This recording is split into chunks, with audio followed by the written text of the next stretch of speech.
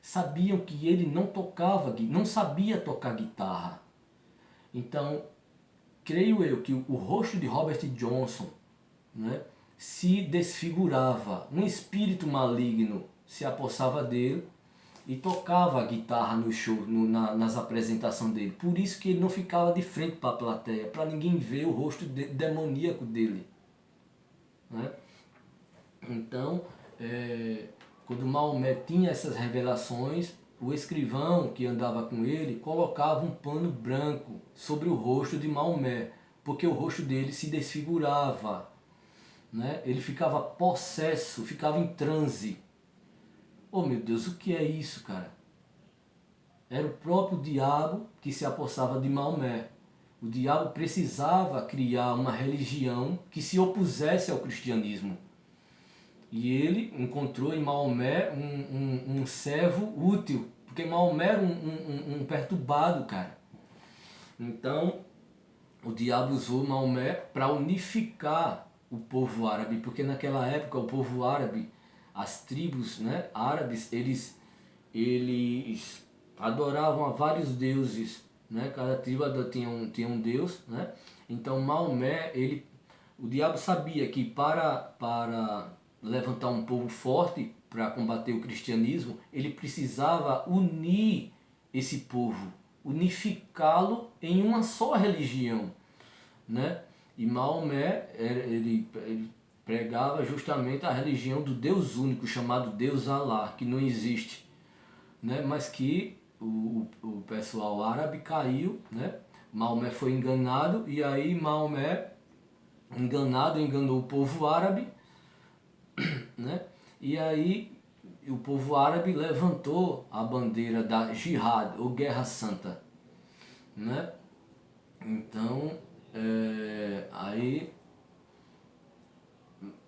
talvez você se pergunte assim, poxa, Siddhartha, rapaz, você tem evidências bíblicas para pensar dessa forma, né? Dessa forma que você está falando, né?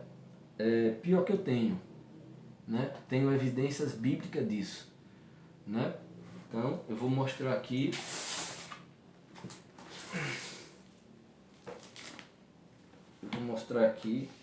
Na verdade é uma parábola chamada de parábola do trigo e do joio, que tem tudo a ver com isso que eu estou mostrando aqui. E vocês vão ver aí agora, né? A parábola do trigo e do joio contada por Jesus Cristo. Diz assim, vou ler aqui. Mateus capítulo 13, a começar do versículo 24. Propôs-lhes outra parábola, dizendo, o reino dos céus é semelhante ao homem que semeia boa semente no seu campo. Mas dormindo os homens, veio o seu inimigo e semeou o joio no meio do trigo e retirou-se.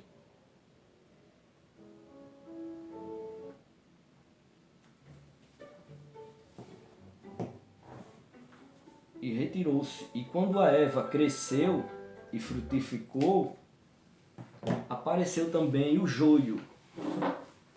E os servos do pai de família, indo ter com ele, disseram-lhe, Senhor, não semeaste tu no teu campo boa semente?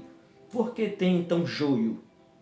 E ele lhes disse, um inimigo, olha só, um inimigo é quem fez isso.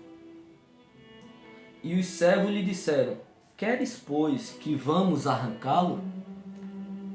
Porém ele lhes disse, não, para que ao colher o joio não arranqueis também o trigo com ele. Deixai crescer ambos juntos até a ceifa, e por ocasião da ceifa direi aos ceifeiros, colhei primeiro o joio e atai-o em molhos para o queimar, mas o trigo ajuntai-o no meu celeiro. Então, isso é uma opinião minha, logicamente você não vai encontrar isso em livro nenhum. É uma opinião minha, tá? Então, essa parábola do trigo e do joio, ela fala, você pode ver, leia e releia isso aqui, você vai ver, essa parábola do trigo e do joio, ela fala sobre o espalhamento do cristianismo e do Islã. O trigo são os cristãos e o joio são os muçulmanos, né? Então veja bem, o joio ele é parecido com o trigo, né? O joio ele é chamado de o trigo bastardo. O joio é chamado de trigo bastardo, né? E o Islã ele é parecido com o cristianismo, né? O Islã ele é monoteísta como o cristianismo, né? Eles adoram Deus único, assim como os cristãos adoram Deus único, Jesus, né? E também o Islã ele prega contra o pecado, assim como o cristianismo. Então, à primeira vista, você vê que o Islã ele é parecido com o cristianismo, assim como o joio é parecido com o trigo, né? O joio, né, segundo o pessoal que entende de agricultura, né, entende dessa planta, o joio ele não difere do trigo, a não ser quase no final do seu desenvolvimento. E antes disso, é quase impossível alguém distinguir uma planta da outra. Também o fruto do joio não é somente inútil para a alimentação, como também é nocivo ao homem, né? Então essa parábola do joio fala disso, na minha opinião, né? O trigo é o cristianismo, são os cristãos, o joio é o Islã, são os muçulmanos, né? Então, eu falei aqui sobre, como vocês estão vendo aqui, eu falei sobre o espalhamento do cristianismo, né? E agora eu vou dar para vocês o espalhamento do Islã, como ocorreu o espalhamento do Islã. Então veja bem, quando, né, surgiu, né, Maomé foi enganado pelo diabo para que levantasse uma nova religião que unificasse o povo árabe em uma só religião, porque só assim eles iam poder lutar contra o cristianismo. Porque se cada tribo, a Arábia era constituída de tribo, o povo árabe era constituído de tribos. Então se cada tribo adorasse um Deus, então sempre iria existir uma guerra, né? Mas ele unificando, não. Todos iam ter o mesmo pensamento, né? Então quando Maomé unificou o povo árabe numa só religião, né? Depois que Maomé morreu, né? Eu vou mostrar aqui. Maomé, quando era vivo, ele unificou o povo árabe. Aqui eu vou espalhar um milho diferente, né? Um milho branco. Esse milho que eu coloquei representando os cristãos é amarelinho. Eu vou colocar um milho branco representando o Islã, o espalhamento, a propagação do Islã.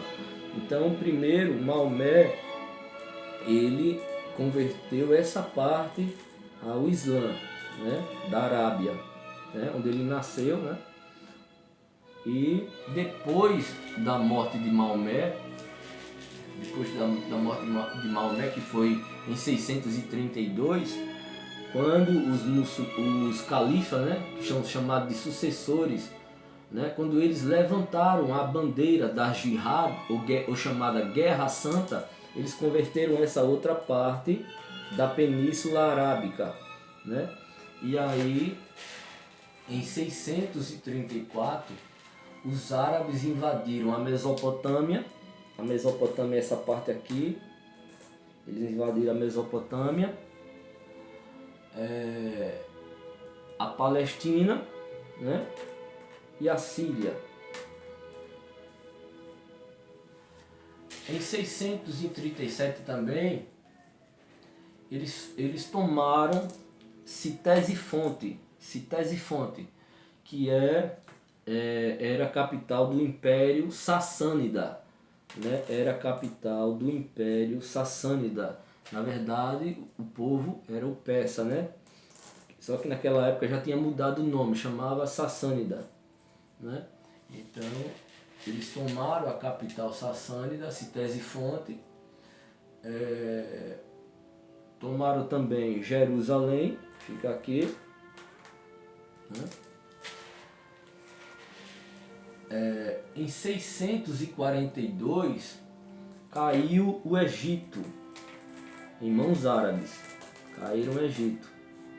Aqui eles foram se espalhando, eles foram se expandindo, né? E em cada território que eles iam dominando, eles impuseram o Islã, a religião islâmica para aqueles povos dominados. Então aqueles povos eles iam se convertendo ao Islã, né? E em 644 eles expandem o seu domínio para a Armênia, né? A Armênia, acredito que a Armênia, deixa eu ver aqui, não sei muito bem onde é a Armênia, mas deve ser por aqui, né? Expandir o seu domínio para a Armênia. Ásia Menor, que é esse território aqui, onde Paulo tinha pregado bastante, expandiram para aqui também. Bactriana e outros territórios da Ásia Central, que era para cá. Bactriana ficava para cá, bem para cá, é uma parte do mapa que eu não fiz, né? Em 661 os muçulmanos foram para o norte da África, né? Aqui, ó, norte da África, né? Em 661, né? Então, em 711, né, eles já tinham dominado aqui a região norte da África, né? E em 711 eles atravessaram esse estreito aqui, ó, chamado de Estreito de Gibraltar, né? Porque na época parece que o califa, na época em 711, quando eles atravessaram, eles foram ganhando aqui, foram ganhando território aqui, terreno aqui, e aí eles vieram por esse estreito aqui e entraram na Europa em 711, né? Então, para mim parece que o califa daquela época era chamado de Gibraltarique. Então, por um efeito de semântica, esse estreito aqui é chamado hoje de Gibraltar, que vem de Gibraltarique, que era o califa daquela época, né? Então eles adentraram na Europa, né, pela Espanha, aqui fica Portugal, né? E eles só foram barrados, os árabes muçulmanos, eles só foram barrados, né? Eles atravessaram os Pirineus aqui, né? E eles só foram barrados aqui, mais ou menos aqui, numa cidade chamada Tours ou Poitiers, né? Que era a cidade do reino bárbaro dos francos, né? E esse camarada que impediu eles foi justamente Carlos Martelo, né? Em 732, no ano 732, Carlos Martelo, ele saiu em luta, ele juntamente com os francos, né? Que hoje são os franceses, né? Os franceses usavam esse símbolo aqui, ó, né? E eles impediram um avanço muçulmano pela Europa, né? Barraram eles aqui, né? E eles ficaram aqui, né? Então eu mostrei aqui como foi que se deu primeiramente o espalhamento, né, a dilatação do cristianismo, o espalhamento do cristianismo por todo o Império Romano, e depois o diabo querendo barrar o cristianismo, né, levantou, né, o povo muçulmano, né, unificou, usou Maomé para unificar a Arábia, e aí empreender uma guerra chamada de jihad, que era para converter o povo à religião muçulmana. Você vê que isso, cara, tem uma força sobrenatural aí. Teve a influência de algo sobrenatural, uma força que nós não que está além do nosso conhecimento físico, né? Então, justamente, eu queria dizer que, na minha opinião, né? Novamente, na minha opinião, em que ocorreu a prisão de Satanás, é justamente nesse ano 732, né? Que foi quando, porque assim, a palavra, veja bem, em Mateus capítulo 13, versículo 25, falando do joio, né? Falando do trigo e do joio, diz assim: mas dormindo os homens, veio o seu inimigo, e semeou o joio no meio do trigo, e retirou-se.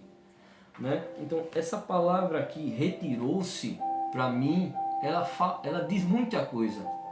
Né? Na verdade, esse e retirou-se, para mim, fala justamente da prisão de Satanás, que se deu em 732, depois que ele semeou o joio no meio do trigo.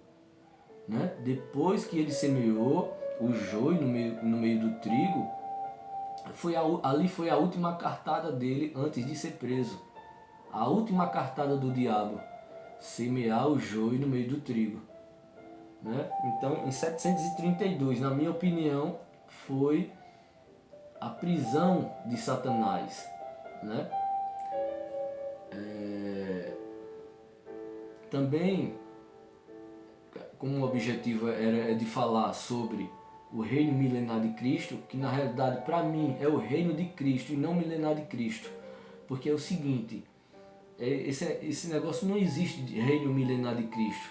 O que existe é a epígrafe que as editoras criaram, e elas dizem lá no capítulo 20 de Apocalipse, eles dizem o reino milenar de Cristo, mas aquilo no texto original não existe.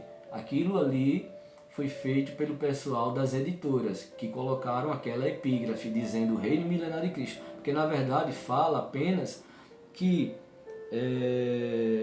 os santos reinariam com Cristo 1000 anos, reinariam com Cristo 1000 anos, e não que o reino de Cristo seria de apenas 1000 anos, né? Então, para mim, quando se deu o reino de Cristo, e para as outras pessoas, quando se deu o reino milenar de Cristo, para mim, foi em 771. Em 732, a prisão de Satanás, e em 771, o reino milenar de Jesus Cristo, ou o reino de Cristo, deu-se início. Siddhartha, mas por que no ano 771? Né? Pelo seguinte, no ano 771 surgiu um rei franco, da semente de Carlos Martello, que foi o cara que impediu o avanço muçulmano pela Europa. Surgiu esse rei franco chamado Carlos Magno. Carlos Magno, cara, se tu for ler sobre a história de Carlos Magno, você vai ficar impressionado, porque Carlos Magno, ele foi um rei cristão. Um rei cristão, era um cara que, apesar de não ter muita instrução, ele foi um rei muito preocupado em expandir, né, o território cristão. Ele foi muito preocupado em criar mosteiros, criar escolas, para que o povo estudasse a palavra de Deus, para que o povo fosse cristianizado, né? E para que o povo, né, fosse letrado também. Era um cara muito preocupado com o bem-estar do povo, né? E Carlos Magno, ele assinava as suas cartas, os seus editos, ele assinava assim: Carlos Magno, imperador pela vontade de Deus. Esse cara, ele nunca, ele sempre se submeteu a Deus em todo o tempo em que ele foi rei. Ele assinava as cartas assim: Carlos Magno, imperador pela vontade de Deus. Era um cara extraordinário, esse camarada chamado Carlos Magno, né? E sempre preocupado com o seu povo, em instruir o seu povo. E as pessoas ficaram encantadas com esse rapaz, Carlos Magno, né?